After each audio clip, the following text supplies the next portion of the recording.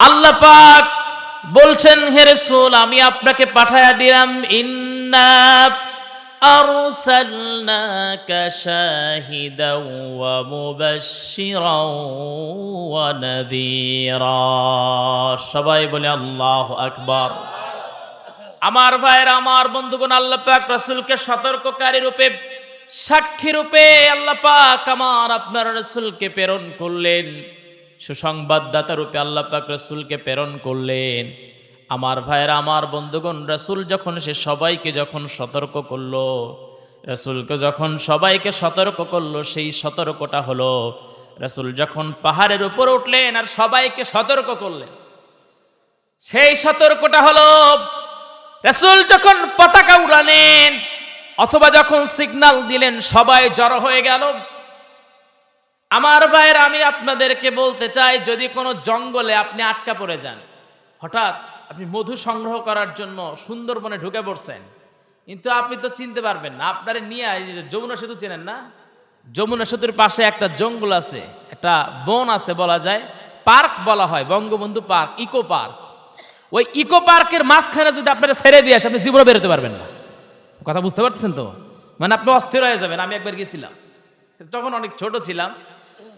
তো এই বনের ভিতরে যদি আপনি হারায়া যান, তো সুন্দর বনের ভিতরে গেলে কি হবে? তো এখান থেকে বাঁচার জন্য আপনি কি করবেন? তখন উপায়টা কি? কিছু কাঠ জোগাড় করে সেখানে ধোয়া ওড়ালে মানুষ দেখবে ওই জায়গায় নিশ্চয়ই কেউ বিপদে পড়ছে, সংকেত দিচ্ছে। আমার কথা বোঝা যায় না? নবীজি সাল্লাল্লাহু আলাইহি ওয়াসাল্লাম সবাইকে যখন সতর্ক করলেন, সিগন্যাল যখন দিলেন, তখন সবাই চলে আসলো রাসূলের এই সিগন্যালে। সবাই যখন চলে আসলো, রাসূল বললেন, আমি যদি তোমাদেরকে বলি তোমাদের পিছন দিক থেকে একটা শত্রু দল তোমাদের উপর আক্রমণ করেছে, তোমরা কি মেনে নিবা নাকি? একটা লোক এই জায়গায় রাসূলের বিরোধিতা করে নাই, সবাই এক বাক্যে জবান দিয়েছো আল আমিন। ও সত্যবাদী মুহাম্মদ, তুমি জীবনেও ঠাট্টার ছলেও মিথ্যা কথা বলো নাই, তার মানে তুমি যেটা বলেছো এটাই সত্য, এটাই আমরা মেনে নেব। নবীজি বললেন, তাহলে তোমরা যে ধর্মের ওপরে আসো, তার মানে তোমরা ওই চন্দন কাঠ দিয়া যারে মূর্তি হিসাবে যারে গ্রহণ করে নিয়েছো, তার মানে বাংলাদেশে থাকলে তুমি তখন বলো আমি মুসলমান, আর ইন্ডিয়ায় যখন যাও তখন তুমি দুর্গারে বলো দুর্গা মা সব করে, জোরে কর নাউজুবিল্লাহ। এরকম কিছু মানুষ আছে না? আছে নাকি? পূজার সময় ওই মানুষগুলো বলে মা যখন আসে তখন নাকি ফসল বেড়ে যায়। কি বলবেন? নাউজুবিল্লাহ। এইরকম আকীদার মানুষ যদি যেই বাংলাদেশে প্রধানমন্ত্রী থাকে, আমি মনে করি ওই বাংলাদেশে কোনোদিন উন্নত হতে পারে না। ঠিক কি না? এই জন্যই তালেমদের উপরে এই অত্যাচার। খারাপ লাগতেছে? আমার ভাইরা, আমার বন্ধুগণ, অনেকেই বলবেন হুজুররা খালি পাইছে এক কথা, খালি এই কথা বলে। কেন বলে? আপনাদের আবার তো বাঙালির একটা অভ্যাস আছে, অভ্যাসটা কি শুনবেন? ওই কয়েকদিন পর ভুলে যায়, মনে করে ওইটাই তো ভালো ছিল। এই জন্য আপনাদের আবার চোখে আঙ্গুল দিয়ে বুঝাইয়া দিচ্ছি যে ভুলে যায়েন না সেই দিনকে। আমার ভাইরা, আমার বন্ধুগণ, এইবার রাসূল বললেন, তোমরা যে ধর্মের ওপর আছে এই ধর্মটা সঠিক ধর্ম নয়। রাসূল যখন এমন কথা বললেন, তোমরা ভুল পথে আছো, তবে তোমরা চলে আসো ইহদিনাস সিরাতাল মুস্তাকিম, এই সরল সঠিক রাস্তার দিকে তোমরা চলে আসো। রাসূল যখন এমন কথা বললেন, তখন বাহিরের কেউ নয়, তখন রাসূলের নিজের আপন চাচা, নিজের রাসূলের বাবার ভাই আবু লাহাব, তিনি পাথর তুললেন, এক হাত দিয়ে রাসূলের দিকে নিক্ষেপ করলেন। আমার ভাইরা, আমার বন্ধুগণ, যে রাসূলের দিকে চোখ দিলে চোখ ফেরানো যেত না, যে রাসূলের দিকে তাকায়া কাফের নিজে অজান্তে চিন্তা করে ফেলতো এত সুন্দর মানুষ কখনো মিথ্যা বলতে পারতো না, রাসূলের চেহারা দেখে অনেকেই মুসলমান হয়ে যেত।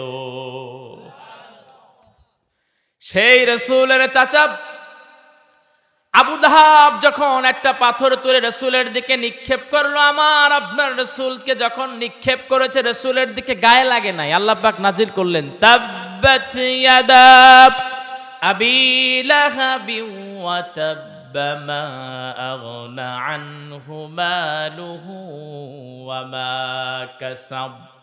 আমার ভাইরা, আমার বন্ধুগণ, কয় হাত দিয়ে মারছিল? আপনাদের খারাপ লাগতেছে? আমি তো আলোচনা করবো, শুরু করতেছি। এক হাত দিয়ে মেরেছিল পাথর। কিন্তু এক হাত দিয়ে পাথর মারলে কি হবে?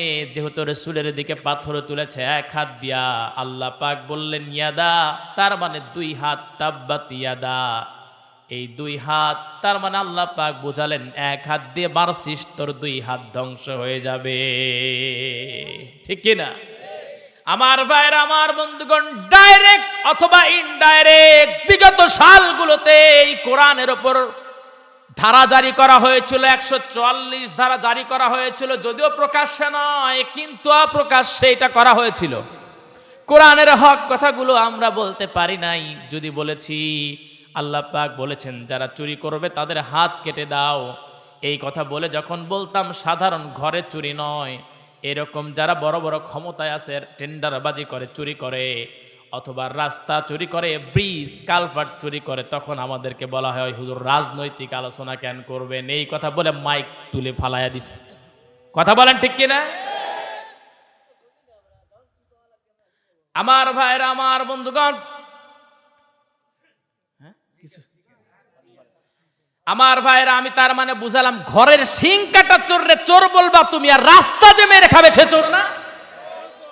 সেই তো বড় চোর। আমার ভাইরা, আমার বন্ধুগণ, কেউ যদি অভাবে চুরি করে ওর হাত কাটা যাবে না। কথা বুঝতে পারছেন? অভাবে যদি কেউ চুরি করে তার হাত কাটা যাবে না, বরং যেই রাষ্ট্রপ্রধান ওর গলা কেটে দেওয়া উচিত। কথা বুঝেন নাই? তোরে বেটা, তুই কেমন করে দেশটা শাসন করলি যে মানুষের আজকে অভাব মুক্ত তারা হলো না? আমরা এতদিন পর্যন্ত খালি এটাই শুনতাম যে বাংলাদেশ সিঙ্গাপুরের চেয়ে উন্নত হয়ে গেছে, কিন্তু যখন চট্টগ্রাম কক্সবাজারের প্রোগ্রামগুলোতে যখন যেতাম তখন দেখতাম রাস্তায় ভোর 7টা অথবা 8টার সময় যখন নামায়া দিত, তখন দেখতে পেতাম ছোট ছোট বাচ্চাগুলো কম্বলের অভাবে কুত্তাকে জড়ায়া ধরে ঘুম পাড়তেছে, জীর্ণ শীর্ণ হয়ে ঘুম পাড়ছে। আমার ভাইরা, আমি মনে করি এই সকল নেতাগুলো সামনে যেদিন আল্লাহর সামনে দাঁড়াবে,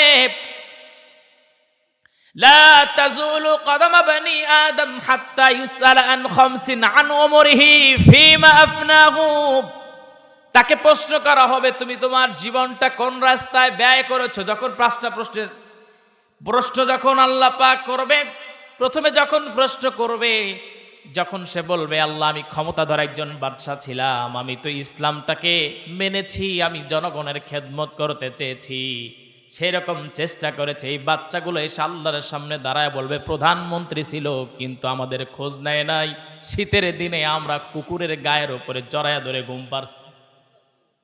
আমার ভাইরা, আমার বন্ধুগণ, শীতের বেলায় কুকুরও যে মানুষের বন্ধু হয়ে যায় এইটা আমি ওদের না দেখলে বুঝতাম না। দেখেছি এমন ভাবে যেন জড়ায়া ধরে আছে, কুকুর না জানি ওদের কত আপন, কামড়ও দিচ্ছে না, খামচাও দিচ্ছে না।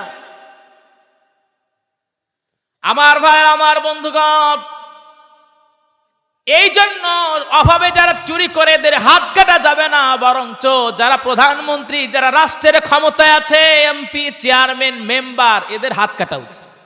আর যারা স্বভাবে করে, স্বভাবে চুরি গরিব মানুষ করে না, স্বভাবে চুরি করে ধনী মানুষ। কথা বলেন ঠিক কি না?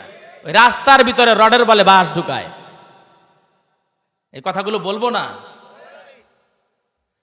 আমার ভাইরা, আমার বন্ধুগণ, এই যে আজকে একটা ভিডিও দেখে চোখের পানি পড়ে গেল।